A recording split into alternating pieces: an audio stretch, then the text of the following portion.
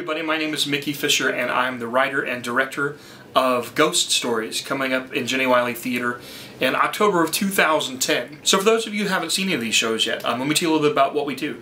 These shows take place in mid to late October, and so they're typically like a Halloween show, and for the past 3 years we've done adaptations of major literary works. We started off with The Legend of Sleepy Hollow, and then the year after that we did Frankenstein, building up to last year where we did Dracula.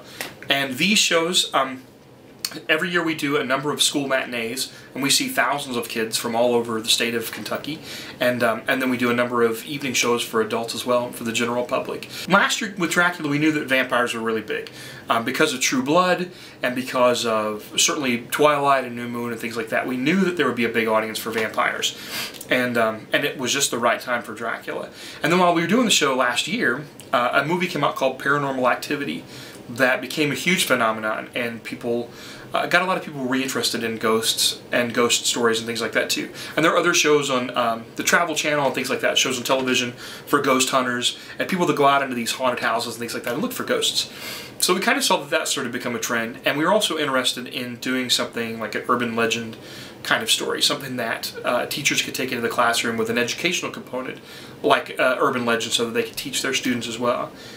For me, a big part of it was wanting to create a recognizable world, something that the students that come to see the show could see that was reflective of the world that they live in. I kind of feel like that, one, it makes it easier for you to identify with the characters because they are much more like you.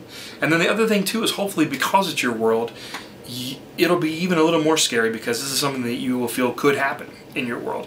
One of the other reasons that I wanted to do something modern was just to add some humor into it. There's really not a lot of room for humor in Frankenstein, and there's not a lot of room for humor in Dracula. They're just not funny pieces. But I felt like with this and creating my own characters, and certainly creating something modern where people could talk like we talk, that there was a lot more opportunity for fun. And to me, what I would like to deliver as an experience to you, the audience, is a bit of everything. You know, like laughing and moving and being scared. I would like to give you all those things over the course of 80 minutes. So what is the story, you may ask?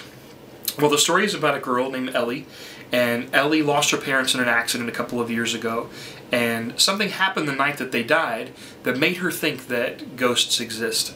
And so she spent all of her life, the years since then, all of her inheritance, trying to prove the existence of ghosts and trying to prove the existence of life after death.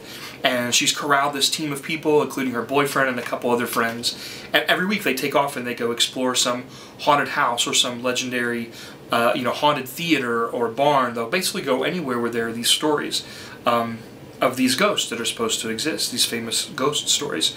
And it's been 3 years now, and she hasn't found a single shred of proof. But because that experience happened to her, she still believes.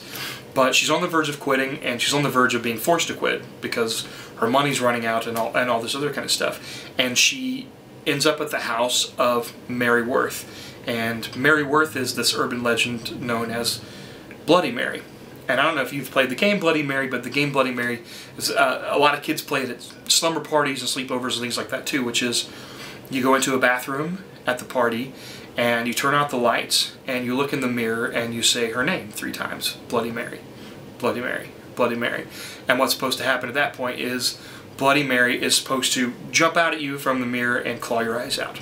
And so what happens is they come to the house of Mary Worth, they set up to investigate over a course of a weekend, and they find what they're looking for. But the question is, are they going to make it out alive to tell the tale?